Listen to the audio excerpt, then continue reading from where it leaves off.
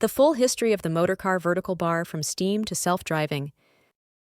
Before the motorcar, the world moved at the pace of hooves and wheels. Streets were ruled by horses and carriages. But deep in the minds of inventors and dreamers, a revolution was already taking shape, one that would transform the way humanity moves forever. It all began in the late 1700s, with steam.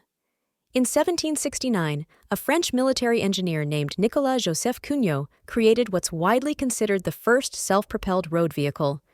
It was bulky, slow, and powered by steam, but it worked. Barely.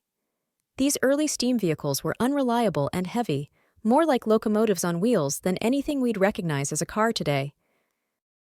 Throughout the 19th century, tinkerers across Europe experimented with propulsion, steam, electricity, and eventually gasoline. But in 1885, a German engineer named Karl Benz changed everything. He built the Benz patent Motorwagen, widely credited as the first true automobile. It had 3 wheels, a small gasoline engine, and a wooden frame. It was loud, it was odd, but it moved under its own power. The very next year, his wife Bertha took the car on the first ever long-distance trip, proving it was more than a science project. It was a glimpse into the future. In those early days, cars were a luxury, hand-built machines for the wealthy, more novelty than necessity. But that began to change in the early 20th century. In 1908, Henry Ford introduced the Model T in America. It wasn't the first car, but it was the first to be mass-produced in a way that made it affordable to the average person. By 1913, Ford revolutionized manufacturing with the moving assembly line. Production time for a single car dropped from over 12 hours to just 90 minutes. The price dropped, demand soared, and the car began its takeover of modern life. Roads were built. Gas stations appeared. Mechanics opened shop. The car wasn't just transportation anymore. It was a cornerstone of society. People could live farther from where they worked. Travel became easier, faster, and more personal. The world shrank. As the 20th century rolled on, cars evolved rapidly. In the 1930s and 40s, they became more powerful and more refined. During World War II, automakers pivoted to build military vehicles, and innovations like four-wheel drive and better suspensions were born out of necessity.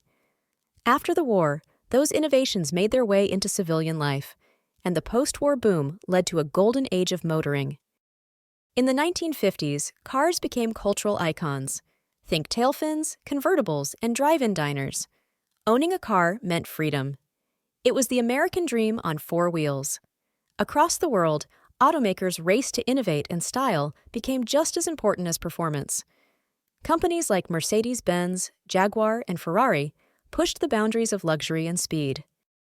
Then came the 1960s and 70s, the era of the muscle car. The Ford Mustang, Chevrolet Camaro, and Dodge Charger redefined what a car could be: loud, powerful, and thrilling. But this age of excess didn't last. In 1973, the oil crisis hit hard. Suddenly, fuel economy mattered more than horsepower. Long lines at gas stations made people rethink their rides. Small, efficient cars from Japan, Toyota, Honda, Datsun, began to dominate the market.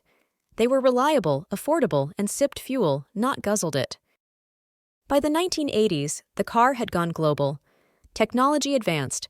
Anti-lock brakes, electronic fuel injection, and onboard computers became standard.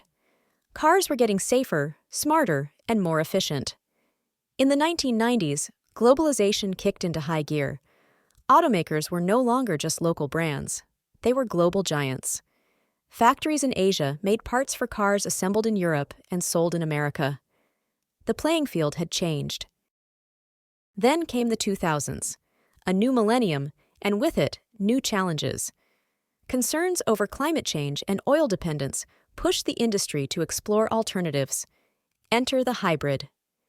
In 1997, Toyota released the Prius in Japan, the first mass-produced hybrid car.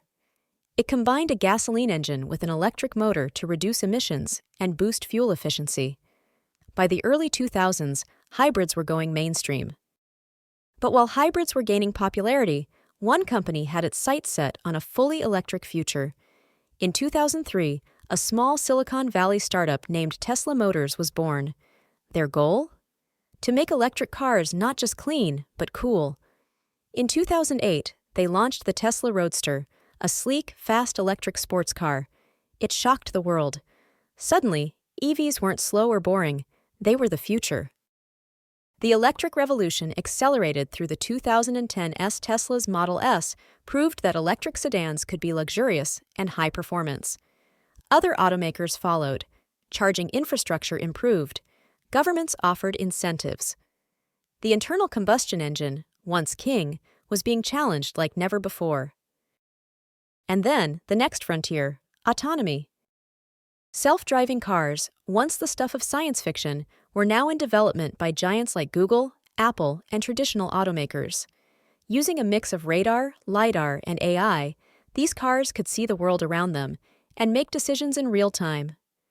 Though fully autonomous vehicles aren't yet widespread, the technology is improving rapidly.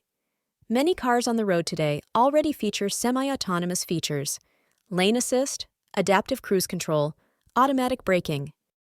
Now, in the 2020 S, we're watching another transformation in real time. Electric cars are becoming the norm, not the exception. Countries are announcing bans on gas-powered car sales within decades. Tesla, Rivian, Lucid, BYD, new players are disrupting the old guard. Traditional brands like Ford, GM, BMW, and Volkswagen are investing billions into electrification.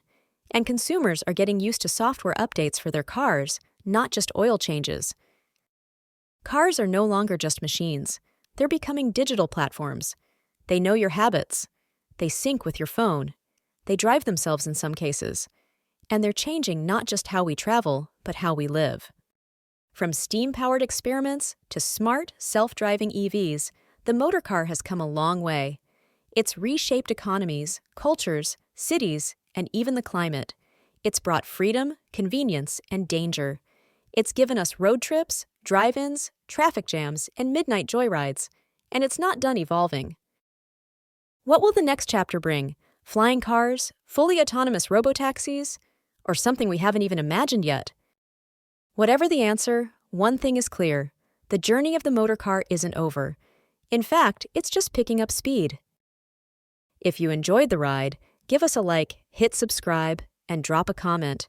What's your favorite car of all time? And what do you think the future holds for driving?